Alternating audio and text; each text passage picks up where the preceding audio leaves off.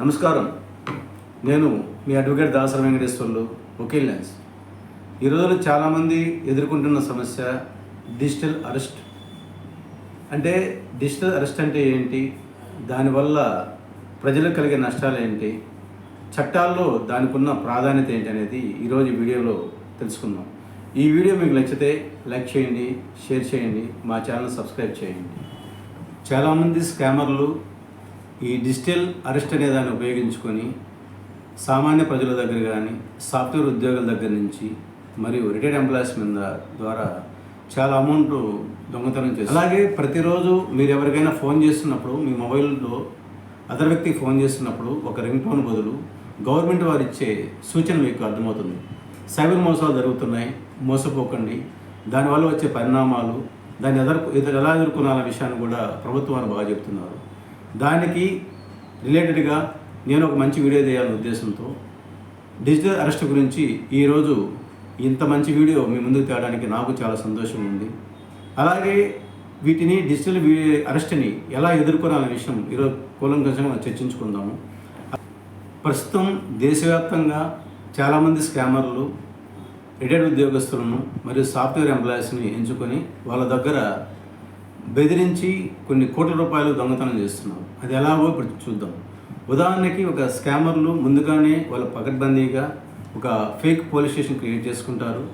తద్వారా మీకు Skype video call కానీ, వాట్సాప్ వీడియో కాల్ కానీ చేసి మిమ్మల్ని డిజిటల్ అరెస్ట్ చేస్తున్నాము, రూమ్లోనే ఆ వీడియోలో ఉండండి, ఎక్కడికి వెళ్ళకండి, ఎవరికి ఫోన్ చేయకండి అని మిమ్మల్ని సైకలాజికల్గా బెదిరించి మీ కేసు క్లోజ్ చేయాలంటే ఇన్ని రూపాయలు మాకు కట్టాలని బెదిరిస్తూ మిమ్మల్ని సైకలాజికల్గా బెదిరిస్తుంటారు.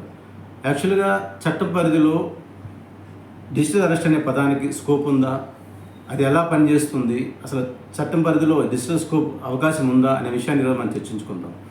ఉదాహరణకి మన భారత న్యాయస్థానాలు కానీ, చట్టాలు కానీ, ఉదాహరణకి ప్రస్తుతం వచ్చిన బిఈఎన్ఎస్ఎస్ మరియు పాతగా ఉన్న సిఆర్పిసిలో కూడా ఎక్కడ డిజిటల్ అరెస్ట్ అనే పదానికి ఎక్కడ చోటు లేదు. మరియు మీరు లీగల్గా ఏమైనా ప్రాబ్లం వస్తాయనే ఆలోచన కూడా మీరు పడాల్సిన అవసరం కూడా లేదు. ఎందుకంటే చట్ట పరిధిలో డిజిటల్ అరెస్ట్ అనేది ఒక పదం అనేది ఎక్కడ లేదండి. దాంతోపాటు ఒకవేళ మీకు ఎవరైనా సరే ఇలాంటి కాల్ చేస్తే మీరు భయపడకండి, చట్టపరంగా మీకు ఏ ఇబ్బందులు ఉండవు. ముందు మీరు చేయాల్సిన పని ఏంటంటే ఆ కాల్ని బ్లాక్ చేయండి, ఇమీడియట్లీ ఆ ఫోన్ కట్ చేసి మీకు సంబంధించిన దగ్గరలో ఉన్న సైబర్ క్రైమ్లో 1930 సైబర్ క్రైమ్ కాల్ సెంటర్కి ఫోన్ చేసి మీ ప్రాబ్లంలు చెప్తే వాళ్ళు దాన్ని రిజిస్ట్రేషన్ చేస్తారు. ఆ రిజిస్టర్ కాపీ తీసుకెళ్ళి సంబంధిత లోకల్ పోలీస్ స్టేషన్లో కానీ మీరు అది సబ్మిట్ చేయగలిగితే పోలీసు వారు దాన్ని విచారించి మీకు తగిన న్యాయం చేస్తారు. అలాగే చట్టబద్ధమైన అరెస్ట్ అంటే ఏంటి, మన న్యాయస్థానాలు ఏం చెప్తున్నాయి, సుప్రీంకోర్టు ఏం చెప్తుంది అనే విషయాన్ని స్పష్టంగా తెలుసుకున్నాం.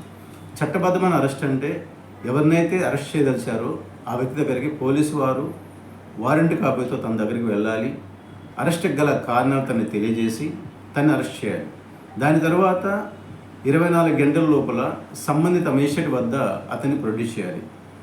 దీనికి సంబంధించింది చట్టబద్ధమైన అరెస్ట్. ఇలా కాకుండా డిజిటల్ వారు ఆన్లైన్లో అరెస్ట్ చేయాలని మిమ్మల్ని భయభ్రాంతులకు గురి చేసి చాలా ప్రలోభాలకు లోను చేస్తారు. దానికి భయపడి మీరు మీ ఆస్తిని పోగొట్టుకోకండి. భయం ఉన్న చోటే మోసం ఉంటుంది. భయపడుతుంటే ఏ మోసగాడైనా మిమ్మల్ని మోసం చేస్తుంటాడు. అందుకే మా స్లోగన్ చట్టం తెలియకపోవడం తప్పు కాదండి, చట్టాన్ని తెలుసుకోకపోవడం చాలా పెద్ద తప్పు. అలాగే మీకైనా సూచనలు, సలహాలు కావాలంటే మా వకీల్ లెన్స్ని ఫాలో అవ్వండి. అలాగే వీడియో మీకు నచ్చితే షేర్ చేయండి, సబ్స్క్రైబ్ చేయండి, లైక్ చేయండి. అలాగే వచ్చే సోమవారం మరో ఇంట్రెస్టింగ్ టాపిక్తో మీ ముందుకు వస్తాను. మీ అడ్వకేట్ దాసరి వెంకటేశ్వర్లు, వకీల్ లెన్స్. ధన్యవాదాలు.